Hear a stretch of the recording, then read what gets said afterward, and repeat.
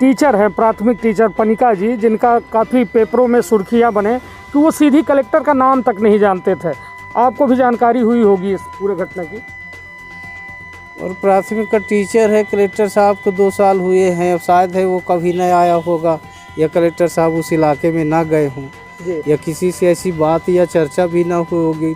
स्वाभाविक ऐसे पड़े हैं कि नहीं पता होगा। नहीं तो यदि ये पहिल बघेली न्यूज़ चैनल में हम कनिष्ठ तिवारी अपना पंचन का सब जानने का प्रणाम करी थे। हमारे साथ सीधी के जिला शिक्षा अधिकारी नवल सिंह जी हैं।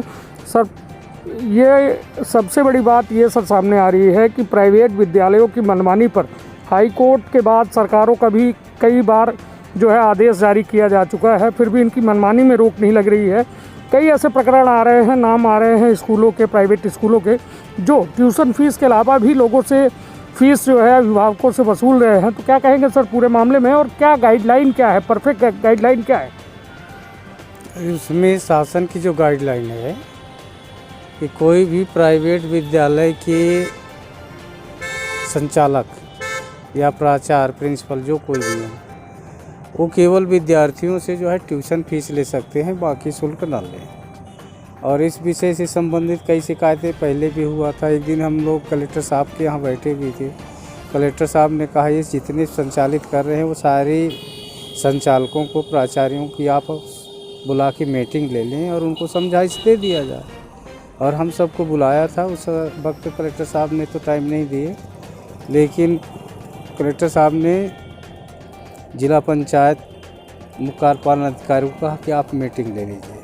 हम लोगों ने सारे लोगों को मीटिंग लिया और उससे संबंधित सारी जानकारी उनको दी और बताया भी कि आप आज जो शासन का दिशा निर्देश है उसके अनुसार ही आप शुल्क लो, उससे आप ज़्यादा ना लो। और बाकी ऐसी कोई प्रक्रिया नहीं है। और फिर इसके बाद कोई हमारे पास ऐसे किसी ने शिकायत भी नहीं किया कि हमसे ज़्यादा वसूल रहा है या शुल्क ले रहा है।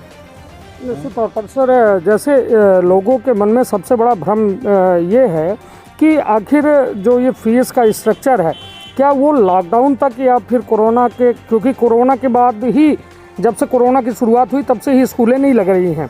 हालांकि लॉकडाउन हुआ उस दौरान ये कहा गया, स्कूल वाले ये कह देते हैं कि लॉकडाउन के बस दौर में जो ये आदेश था जारी, मतलब लागू होगा, जिसमें ट्यूशन फीस जो है नहीं लगेगी, मतलब ट्यूशन फीस बस देना है, बाकी अन्य फीसें जो है लॉकडाउन के बाद लगेंगी। तो क्या इसमें कितनी सच्चाई है सर, कि ये कब से आदेश कब तक है, ये आप बता दें सर?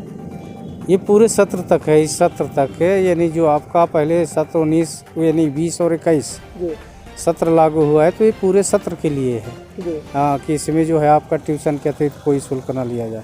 तो अभी तो वही सत्र चल रहा है, दूसरा सत्र तो शुरू ही नहीं हुआ। मतलब ये सत्र का आदेश है। और ये बताइए सर कि जैसे ये पहली से लेके 8वीं और 9वीं से लेके 12वीं, दो यदि पार्ट में बांटा जाए, तो पहली से लेके 8वीं तक में तो विद्यालय लगे ही नहीं, 9वीं से लेके 12वीं तक में 9वीं, 10वीं, 11वीं, 12वीं इनको पढ़ाया गया, स्कूल भी इनकी चली।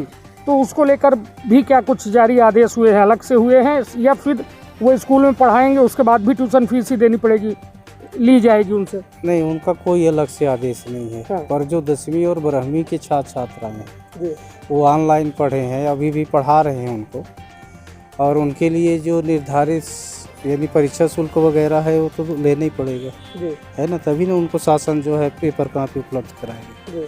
हाँ, बाकी तो ऐसा कोई निर्देश नहीं है उनके लिए। नहीं तो जो बच्चे जो है स्कूलों में जाके पढ़े हैं उस के लिए क्या कोई आदेश? कोई आदेश हमारे यहाँ नहीं है, पर उसमें उनका ये नियम है कि जो पढ़ा रहे हैं और जो पढ़ रहे हैं, है ना, जैसे 1 से 8 तक तो खुले नहीं, तो उनके लिए केवल ट्यूशन के लिए बोला है। लेकिन ये जो बच्चे पढ़ रहे हैं तो इनके जो पढ़ रहे हैं तो ट्यूशन के अतिरिक्त इनकी जो और है, जैसे आपके 9 और 11 इनकी जो शिक्षण शुल्क है तो वो पढ़ा रहे हैं तो ले सकते हैं, क्योंकि उनको भी तो अपने कर्मचारियों को कुछ देना होता होगा। हाँ, बाकी 1 से 8 तक में तो ऐसी कोई व्यवस्था शुल्क के नाम पे, जैसे वो लोग भवन शुल्क लेते थे, ग्राउंड का शुल्क लेते हैं, बहुत सारे, और लेने का उनका कोई प्रावधान नहीं है। हाँ, बाकी शुल्क जो है उनसे नहीं। जैसे अपन लोग है तो जो शासन का दिशा निर्देश है, रेड क्रॉस, स्काउट, क्रीड़ा और परीक्षा, तो ये स्थानीय निधि है, इनको तो हम लोग लेते ही हैं और वो शासन को देना ही पड़ता है। हाँ, तो हमारे यहाँ तो ऐसा है कि यानी हम 9 से 12 तक, और हमारी संस्थाएं जो है क्या है सितंबर से खुल गई हैं जी। है। अब कोई पढ़ने न आए इसमें हम लोगों का कोई दोष नहीं है ना। पर विद्यालय तो हमारे खुले हैं, टीचर तो पढ़ा रहे हैं। नहीं तो मतलब उस थोड़ा कंफ्यूजन बन रहा है सर कि मतलब यदि विद्यालय खुल गए, लड़का नहीं गया, वो ऑनलाइन पढ़ाई कर रहा है या घर में पढ़ रहा है, वो विद्यालय उसके माँ बाप नहीं भेज रहे हैं, क्या उससे ट्यूशन फीस ली जाएगी या पूरी जो फुल फीस है स्कूल की वो पूरी ली जाएगी? नहीं, जब विद्यालय लोग खोल दिए होंगे और जब स्कूल में पढ़ाते हैं तो उनको ऑनलाइन तो पढ़ाते ही ना होंगे, है ना। खुद टीचर पढ़ाता होगा। जिस तरह से हमारे यहाँ क्या है कि हम लोग खुले यानी विद्यालय खोल कर पढ़ाते हैं। अब जब खोल कर पढ़ाते हैं तो जो शासन की गाइडलाइन है, दिशा निर्देश है, उसका तो पालन करते हैं। उसमें क्या है, हम लोग तो शुल्क लेते नहीं टीचिंग जॉब की कोई, है ना। ये उनकी व्यवस्था है। इनके लिए क्या व्यवस्था है आप लोगों ने? हमारे पास कोई निर्देश नहीं है। अच्छा, केवल इतना ही है हमारे पास कि केवल ट्यूशन फीस ले, बाकी कोई शुल्क न ले। शासन का ये आदेश है और इसी को हमने पृष्ठांकन कर दिया, सबको जानकारी दे दी। नहीं मान लीजिए कोई ऐसा अभिभावक है जिसे परेशान किया जा रहा है, जैसे अभी बीते परेशान किया जा रहा है ना उसको। हाँ। जब शासन का आदेश है तो उसको नहीं देना चाहिए। नहीं दे रहे हैं तो उसका बच्चे का टीसी नहीं दे रहे हैं, परीक्षा उसकी नहीं ले रहे हैं, तो मतलब कुल मिला के अभिभावक परेशान होकर वो पैसा देने में विवश हो रहा है, तो वो शिकायत करने इस बात की कहाँ जाए, किसके दरवाजा खटखटाए, किस अधिकारी का खटखटाए तो उसको न्याय मिल सकता है? अब वो पता नहीं यार, हमारे यहाँ तो ऐसा कुछ नहीं है। हाँ, और हम केवल उसको गाइडलाइन दे सकते हैं। नहीं, आप गाइडलाइन बना दिए क्योंकि आप एक जिम्मेदार अधिकारी हैं, आप उसको पूरा निगरानी करने का अधिकार आपको दिया गया है, तो आखिर कार्यवाही करने का भी अधिकार तो आप ही को होगा। है, पर हमारे यहाँ केवल 108 है। वो जेडी के यहाँ चला जाए ना कि हमसे ज़्यादा शुल्क लेते हैं, जो मानता दिया। तो किस नंबर पर वो फ़ोन करे? तो फ़ोन नहीं, उसके लिए कोई नहीं है फ़ोन उनका। सीएम हेल्पलाइन कर दो। हेल्पलाइन 181 है, पर वो क्या है वो तो निपटारा शिक्षा विभाग को है। वो डायरेक्ट जेडी से संपर्क करे या शिकायत पत्र भेज दे, जो मान्यता प्रदान करते हैं। हम तो नहीं करते उनका। केवल 1 से 8 तक की शिकायत, 1 से 8 तक की शिकायत आप देखेंगे?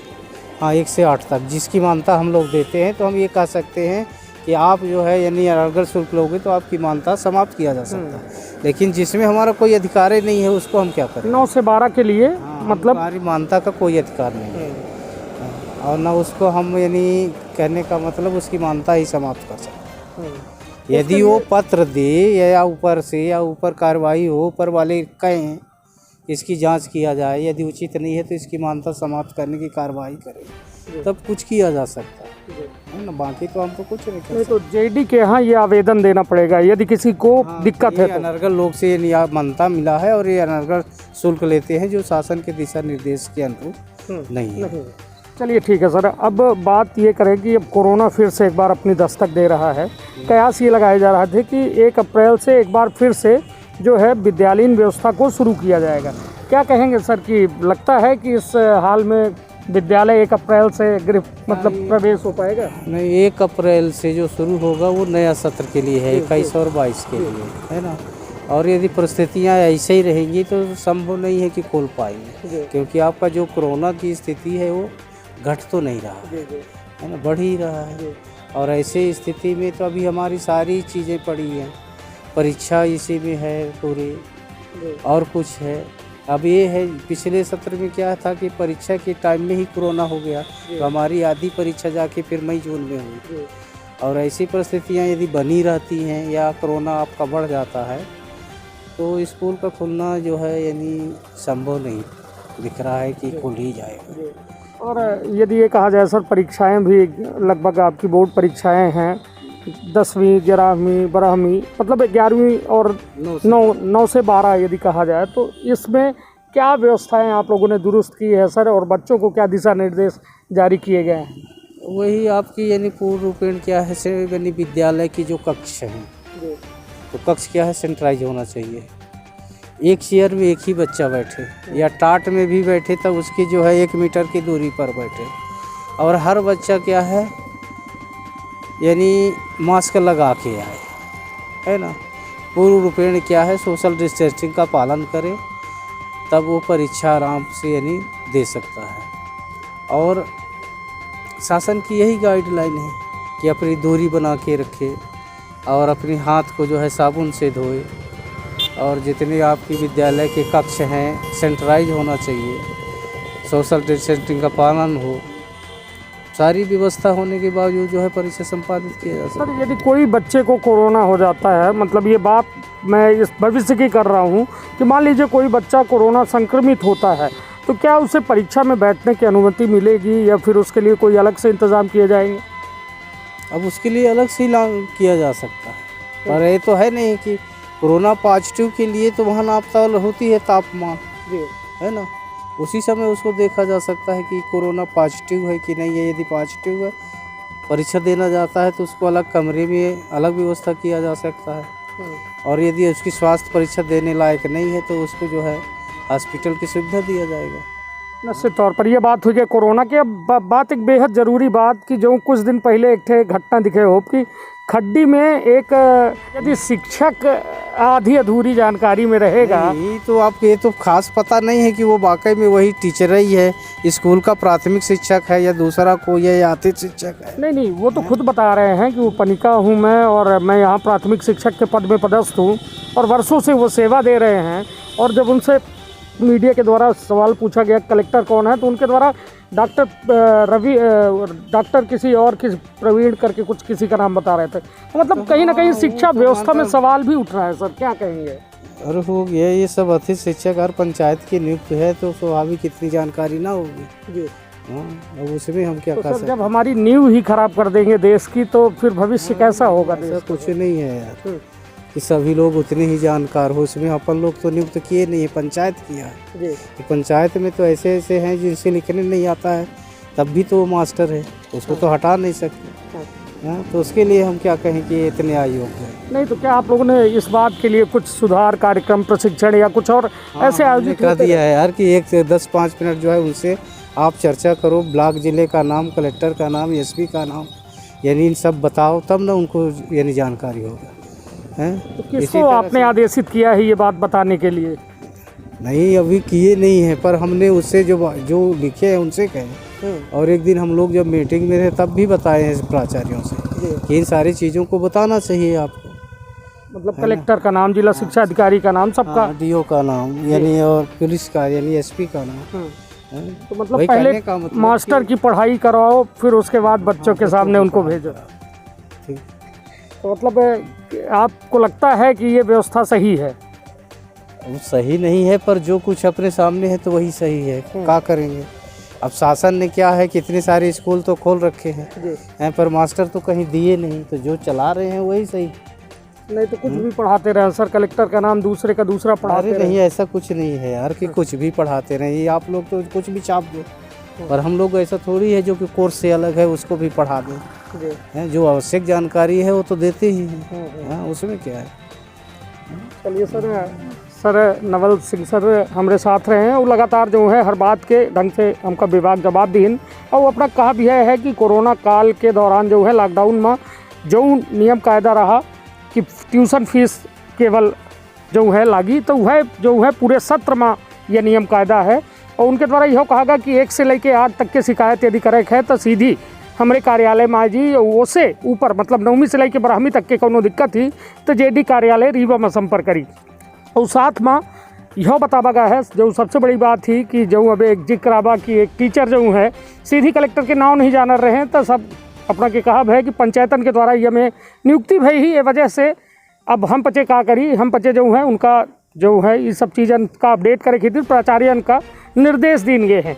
तब देखा दिलचस्प हुई कि का शिक्षा व्यवस्था में मास्टर पहले पढ़ाए जाए ही, उसके बाद जो है लड़का पढ़ाए जाए। अपन बहुत ख्याल रखब, अपने परिवार के बहुत ख्याल रखब। धन्यवाद, प्रणाम।